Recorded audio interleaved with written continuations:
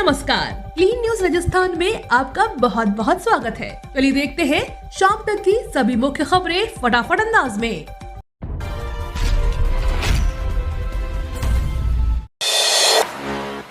कर्मचारियों के लिए गुड न्यूज, जल्द बढ़ेंगे 2 और भत्ते।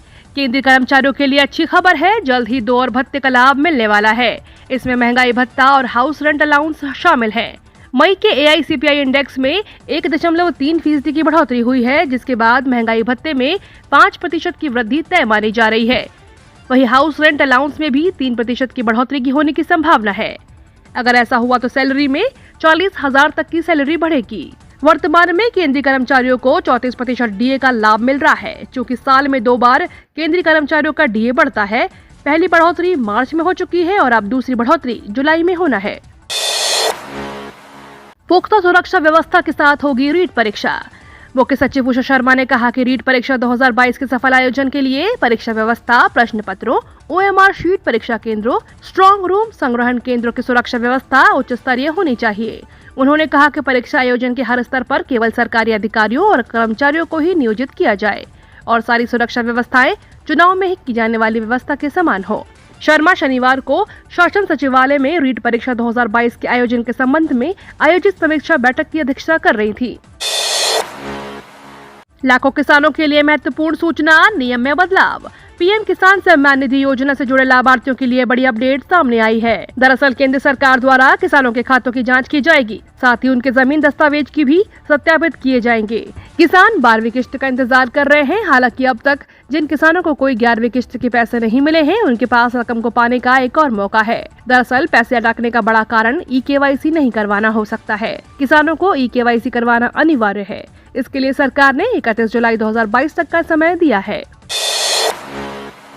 प्रतिबंध के बावजूद सरकार ने दी 16 लाख टन गेहूं के निर्यात की जानकारी। वाणिज्य मंत्रालय के तहत आने वाले विदेश व्यापार महानिदेशालय ने निर्यात पर रोक के 13 मई के आदेश के बाद 16 टन गेहूं के निर्यात के लिए पंजीकरण प्रमाण पत्र जारी किए हैं।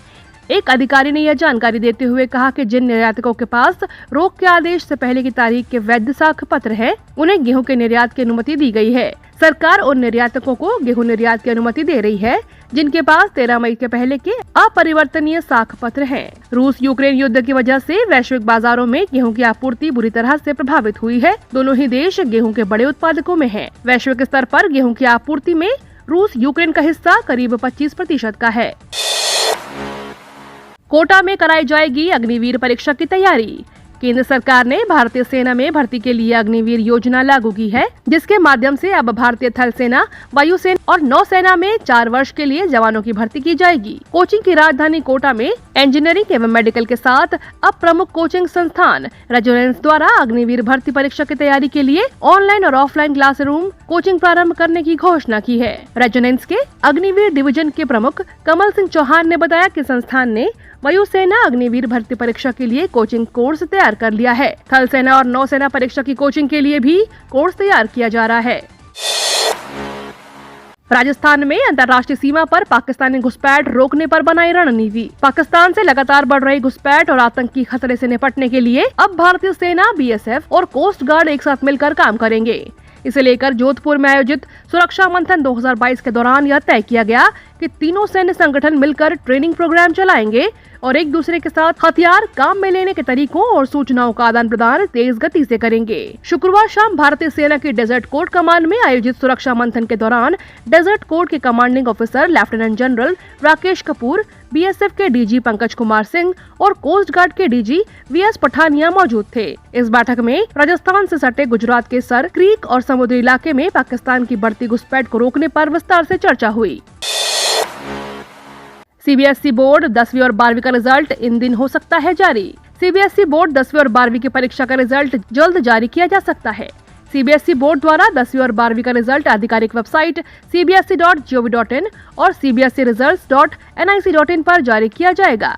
कई मीडिया रिपोर्ट्स ने ऐसा दावा किया जा रहा है कि कल यानी 4 जुलाई को रिजल्ट आ सकता है। उम्मीद जताई जा रही है कि 10वीं और 12वीं के रिजल्ट को CBSE जुलाई के पहले हफ्ते में आ जाएगा। 10वीं के छात्र ऑलरेडी रिजल्ट का इंतजार बेसब्री से कर रहे हैं। परीक्षाओं के रिजल्ट को लेकर जल्द ही बोर्ड की तरफ से नोटिफिकेशन सामने आ सकता है। इन दोनों ही परीक्षा के रिजल्ट का ऐलान बोर्ड अपनी आधिकारिक वेबसाइट पर करेगी। भारतीय रेलवे 1 अगस्त से लागू कर रहा है नया नियम, बचेंगे आपके पैसे। 1 अगस्त से देश भर के सभी स्टेशनों पर केटरिंग सर्विस को कैशलेस करने का निर्णय लिया गया है। यानी अब रेलवे स्टेशनों पर खाने पीने का सामान बेचने वाले वेंडरों को ऑनलाइन पेमेंट मोड को ही अपनाना होगा। साथ ही अब रेलवे स्टेशनों पर वेंडर पानी की बोतल को MRP से अधिक मूल्य पर नहीं बेच पाएंगे। यानी कि अब आपको पानी की बोतल 20 की जगह 15 रुपए में मिलेगी। यात्रियों से पूरी सब्जी के लिए वेंडर 15 रुपए से ज्यादा नहीं ले सकेंगे। इनमें से किसी भी नियम को तोड़ने पर 10,000 रुपए से लेकर 1 लाख रुपए तक के जुर्माने का प्रावधान तय किया गया है। राजस्थान में जुलाई के महीने में इतने दिन रहेगी सरकारी छुट्टियां, देखें पूरी लिस्ट। राजस्थान में जुलाई महीने में रविवार व शनिवार के अलावा एक भी छुट्टी नहीं है। इस जुलाई महीने में 5 रविवार इस तरह हैं: रविवार 3 जुलाई, रविवार 10 जुलाई, रविवार 17 जुलाई, रविवार 24 जुलाई और रविवार 31 जुलाई। इसके साथ ही दूसरे और चौथे शनिवार 9 व शनिवार 23 जुलाई को सरकारी कार्यालय और बैंक बंद रहेंगे। इसके अलावा अन्य कोई छुट्टी नहीं रहेगी। राजस्थान में अगले 2 से 3 दिन भारी बारिश की चेतावनी, इन जिलों में जमकर बरसेंगे बदरा। मौसम विभाग के अनुसार प्रदेश में आने वाले 2 से 3 दिनों तक कई हिस्सों में भारी से अति भारी बारिश होने की चेतावनी जारी की गई है, तो वहीं अधिकतर जिलों में हल्की से मध्यम बारिश का येलो अलर्ट भी जारी किया गया है। बारिश के बाद तापमान गिरने के साथ ही लोगों को गर्मी से राहत मिली है। बीती रात भी दर्जन भर जिलों में हल्की से मध्यम बारिश दर्ज की गई, जिनमें सीकर सबसे ज्यादा 26 mm से ज्यादा बारिश दर्ज किया गया। दर्जन भर जिलों में 5 से 20 mm तक की बारिश दर्ज की गई। बीती रात करीब सभी जिलों में रात का पारा 27 डिग्री नीचे गिर गया था। अधिकतर जिलों में रात का पारा 23 से 26 डिग्री के बीच दर्ज किया गया।